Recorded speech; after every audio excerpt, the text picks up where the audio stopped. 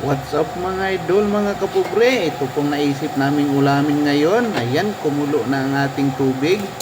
Ilagay na natin na ang ating luya, sibuyas, mga idol, mga kapobre, kamatis.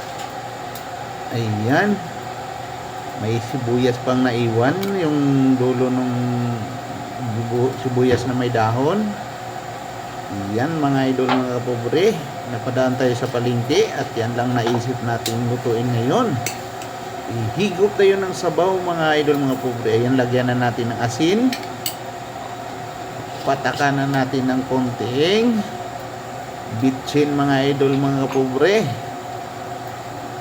Ayan, konti lang bitchin mga idol.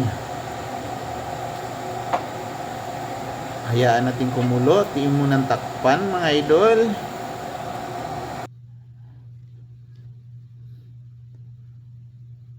Ating buksan muli. Ayan, nakulo-kulo na mga idol, mga kapobre. Mabilisan lang to mga idol, mga kapobre. Gutom na. Ayan ang ating isda mga idol, mga kapobre. Kung tawagin yan sa amin sa Bisaya, bilong-bilong. Yan, medyo presko pa mga idol, mga kapobre, kaya sinabaw namin. Dahan, paglapag. Yan mga idol.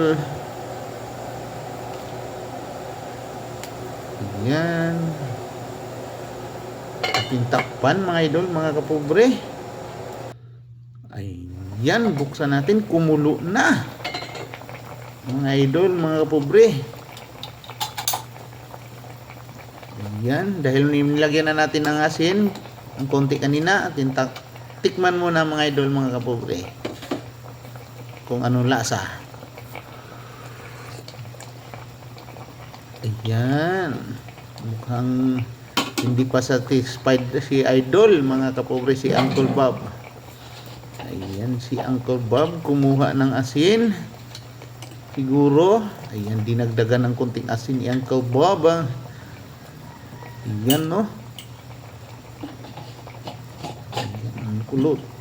Huwag nating i-overcook naman mga idol, mga kapobre, para hindi magkalarot-larot ang ating isda. Ayan. Huwag nang haluin kabasi durog-durog ang ating isda. Ilagay na natin ang ating talbos ng kamote mga idol, mga kapobre, kasi nakaano tayo sa daan. Joke lang. Yan lang po ang mura-murang gulay sa palengke. Ayan. Ating ilubog natin ng konti nang mabilis maluto. Ayan. Kumakaway-kaway na ang dahon at sabaw mga idol, mga pobre. Ilagay na rin natin ang ating siling green na nabili natin ng tumpok-tumpok sa palengke, pati yung dahon ng sibuyas mga idol, mga kapobre. Ayan. Tapos ating takpan ng ilang segundo o minuto. Huwag na minuto kasi baka madurog na. A few moments later. Buksan natin ulit. Ayan, luto na ang ating sinabawang isda mga idol, mga kapobre.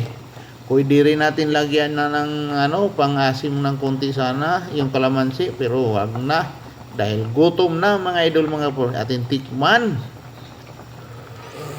Ayan, natunog-tunog pa ang higop ni Uncle Bob.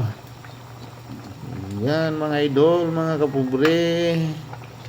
Tara, atin ang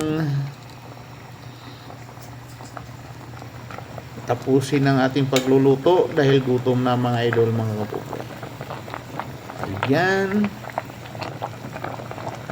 go ang Uncle Bob version na sinabawang isda mga idol, mga kapobre. Tara, kainan na. Thank you for watching.